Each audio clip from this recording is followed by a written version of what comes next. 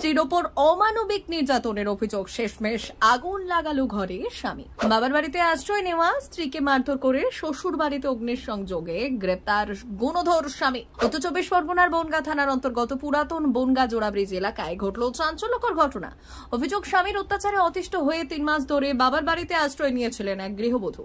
কিন্তু বুধবার রাতে স্বামী হঠাৎ শ্বশুর বাড়িতে এসে স্ত্রীর ওপর চড়াও হয়, গালিগালাজ ও মারধরের পাশাপাশি ঘরে আগুন লাগিয়ে দেয়। আমার স্বামী নেশা করে এসে আছে কিনা উল্টো পাল্টা কিস্তি খামারে গাল বন্ধ করছিল, বারান্দার দরজা তালা দেওয়া ছিল, লাথি মেরে ভেঙে দেয়। দিয়ে ভিতরের দরজা আমি সিটকিনিতে ঘরের মধ্যে ছিলাম, ধারালো বটি নিয়ে দরজা জানলা বাতি যাচ্ছে, সিটকিনি কাটতে যাচ্ছে।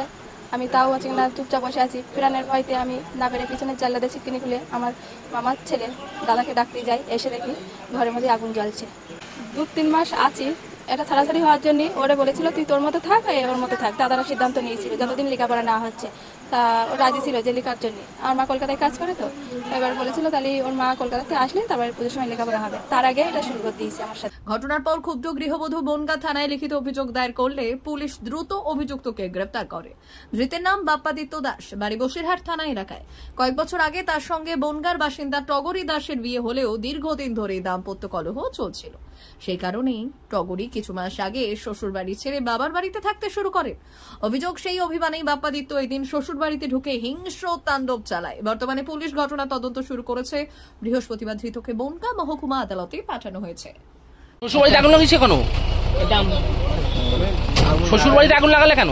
আমি আগুন লাগাইনি স্যার। তোমার বিরুদ্ধে অভিযোগ শ্বশুর বাড়িতে আগুন লাগিয়েছে। তো হতে পারে।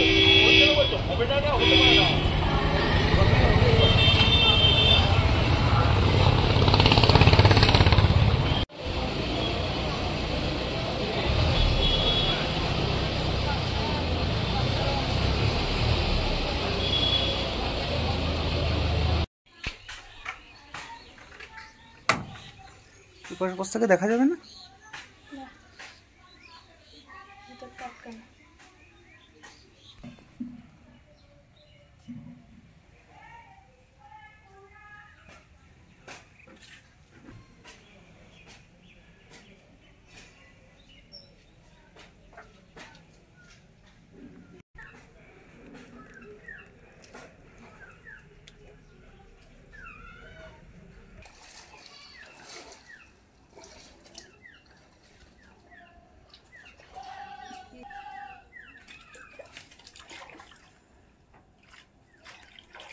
সাক্ষীদের এবার আছে না, জেরক্সগুলো কি করবো, ওরা কি বলছে? ব্যুরো রিপোর্ট, ভুবনগ্রাম সংবাদ।